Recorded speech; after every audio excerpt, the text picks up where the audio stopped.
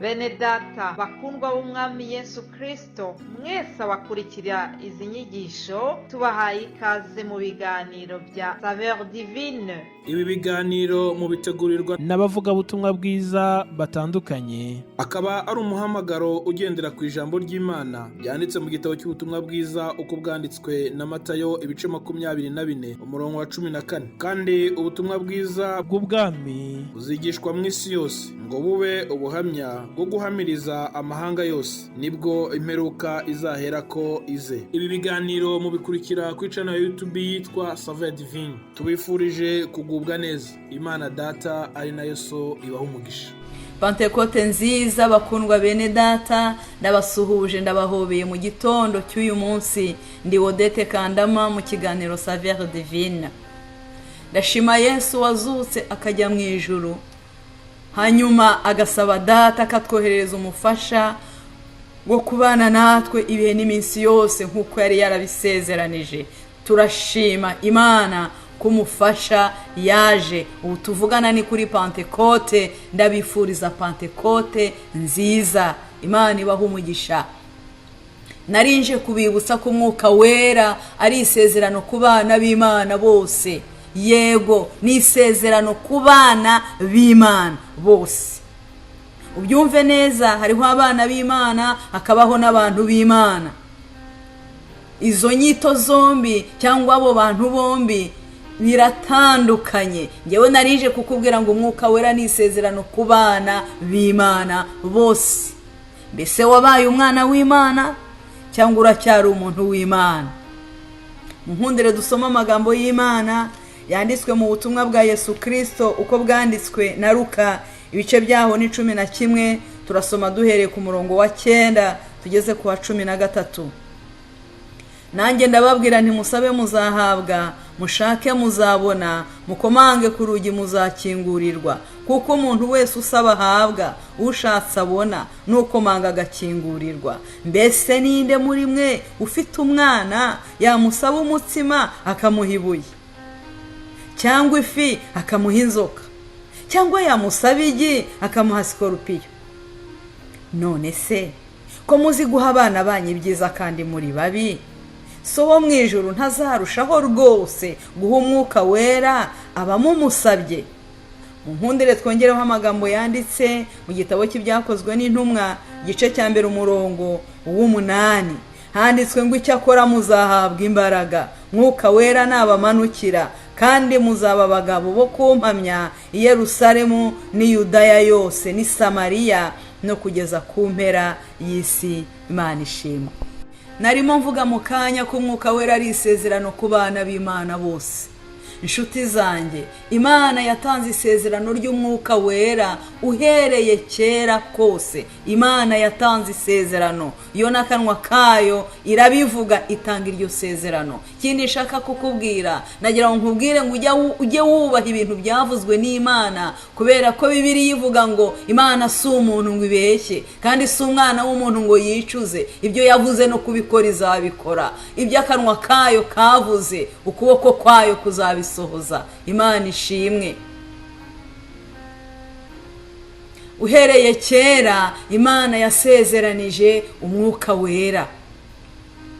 Mu isezerano rya kera Umwuka Wera warahavuzwe. Imana itanga iryo sezerano. Umuhanuzi Yoweri yigeze abivuga mu bice 3 uhereye ku murongo wa 1 ukagera ku wa 2. Hari verisiyo zimwe za Bibiliya biri mu bice 2 umurongo wa 28. Yoweri ibice 2 umurongo wa 28 kugera ku wa 29. Haravuga ngo hanyuma y'ibyo nzasuka Umwuka wanjye ku bantu bose. Abahungu banyu n'abakobwa banyu bazahanura, bakambwe banyu bazarota, n'abasore banyu bazerekwa. Ndetse n'abagaragu banjye n'abaja banjye nzabasukira ku Mwuka wanjye muri iyo minsi. Uwo ni Yoweri wabivuze kera mu isezerano rya kera. Imana niyo yamubwiye ngo abivuge. Imana irabivuga, ibibwira ubwoko bwanyuze mu kanwa ka Yoweri kera mu isezerano rya kera. Ujye witonda, y'Imana yasezeranye ikintu ntabwo yivuguruza, ntabwo ari umuntu ngo ibeshye. Imana ishimwe. hanyuma mu gihe cya Yesu Kristo nawe mu gihe yabanaga n'abigishwa be mu isezerano rishya, Yesu arongera arabibabwira. Munsi umwe aganiriza abigishwa be arababwira ngo nimunkunda muzitondera amategeko yanjye, nimumara gukora ibyo nanjye nzasaba Data nawe azabaha undi mufasha wo kubana namwe ibihe byose. Ni Yohana wabyanditse ibice 14 umurongo wa 15 n'uwa 16. Ahangaha Yesu arongera arabibibukije, ariko akizemo kondisiyo ebyiri. Arababwiye ngo mubanze mu nkundi, nimumara kunkunda mwitondera amategeko yanjye. Gukunda Yesu ni gute? Gukunda Yesu ni ukumwakira mu bugingo bwawe, ni ukumuha ubugingo bwawe akabutegeka. Haleluya. Iyo umaze gukora ibyo rero, umaze kumwemera nk'umwami n'umukiza, uva muri cya cyiciro navuze hejuru cyo kuba umuntu w'Imana hanyuma ugahinduka umwana w'Imana. Yesu rero aravuga ati umunsi mwabaye abana banjye mukankunda muzitondera amategeko yanjye, nanjye nzakora iki? Hari aho Bibiliya yavuze ngo na Data azabakunda hanyuma tuzane na Data tuze gutura aho muri. Ni ukuvuga Imana ije na Yesu akaza kubera ko batajya bakorana rimwe batandukanye n'Umwuka Wera nawe aba yaje. Yesu rero arababwira ngo nzasaba Data undi mufasha, n'Umwuka Wera yavugaga wo kubana namwe, ariko mumaze kuzuza izi kondisiyo uko ari ebyiri mukankunda ubundi mukwitondera amategeko yanjye. Imana ishimwe. Aho twasomye hatubwiye ngo nimusaba muzahabwa, nimushaka muzabona, nimukomanga muzakingurirwa. Ibyo bintu byerekana yuko n'ikinyuranyo gishoboka. Ni ukuvuga ko iyo usabye urahabwa, ariko iyo udasabye nta kintu ubona. Iyo ushatse urabona, ariko iyo udashatse nta kintu ubona. Iyo ukomanze baragukingurira, ariko utakomanga ugahera inyuma y'urugi. Ntabwo mbizi niba muri kubyumva. Hari ugusaba ugahabwa, utasaba ntugire icyo uhabwa. Hari gushaka ukabona, wakwicara utashatse ntugire icyo ubona. Ijambo ry'Imana riragira ngo dushake Umwuka Wera. Umwe yararirimbye aravuga ngo mushake uwo Mwuka Wera, ni Yesu wawutugeneye. Twarawugenewe, turawemerewe, Imana iramufite mwinshi, yarawutwemereye kera n'isezerano ryacu. Abamaze kwakira Yesu twahawe iryo sezerano, twebwe n'abana bacu n'abazadukomokaho, nk'uko mwabibonye mu magambo twasomye. Uhereye kera n'isezerano Imana yatanze. Hanyuma twasomye muri aya magambo tubona yuko Imana yatanze ikigereranyo. Hariho umwana usaba umubyeyi, hanyuma kandi umubyeyi ntabwo yaha umwana ikintu kibi. Iyo umwana asabye umubyeyi aramuha kandi akamuha icyiza. Hanyuma hepfo ku murongo usoza aho twasomye twarangirije haravuga ngo none wowe nanjye ko tuzi guha abana bacu ibyiza kandi tutari beza ahubwo turi babi, none Data wo mu ijuru ntazarushaho rwose guha Umwuka Wera abamumusabye. Haleluya. Tujya dutanga ibyiza kandi turi babi. Imana ikiranuka nusaba Umwuka Wera kuko ari isezerano ryawe, ntabwo izabura kumuguha numusaba. Ahari urambwira ngo narasabye, ahari urambwira ngo naratitirije, namaze igihe kirekire. Urasaba wongera usabe, usabye arahabwa. Ukomanze baramukingurira. Komeza udodore, winjire imbere y'intebe y'ubuntu udatinya, ukomeze udodore. Niba warabaye umwana winjire udatinya, ukomeze usabe, ukomeze ukomange, winjire imbere y'intebe y'ubuntu udatinya, usaba Umwuka Wera kubera ko ari isezerano Imana yaduhaye uhereye kera.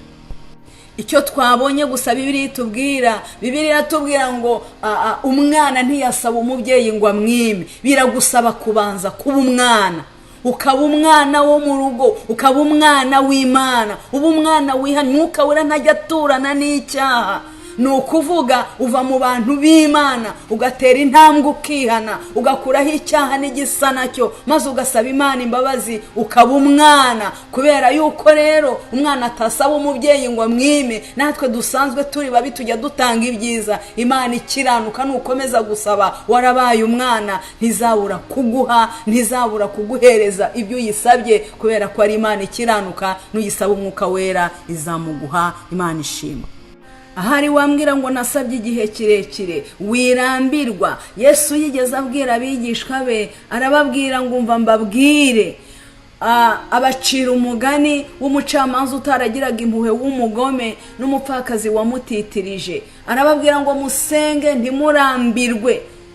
Ageze hepfo arababwira ngo mbese ko mwumvisha iby'umucamanza w'umugome udakiranuka yakoze, mbese Imana yo ntizarengera intore zayo ziyitakira ku manywa na nijoro? Noneho tuvuze ijambo ry'intore, intore zayo mu gifaransa bavuga ngo les élus, abana bayo.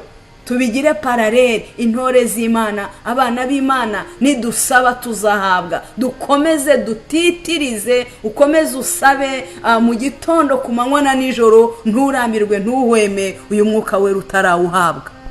Komeza utitirize, wibutse Imana, uyibwire ngo ndaje data, nabaye umwana wo mu rugo, timayeli warantoranije, ndaje narihanye nakuyeho byose, ndaje ndi umwana wawe, kandi wavuze ko ntacyo uzima intore zigutakira ku manywa na nijoro. Nabaye umwana wawe, warantoranije, nabaye intore, nabaye toneli, none ndaguhendaheze mu mwuka wera wasezeranye. Nkubwije ukuri, Bibiliya tubwiye mu byakozwe n'intumwa ngo muzahabwa imbaraga, mwuka wera nabamanukira, maze muba abagabo bo kumpamya.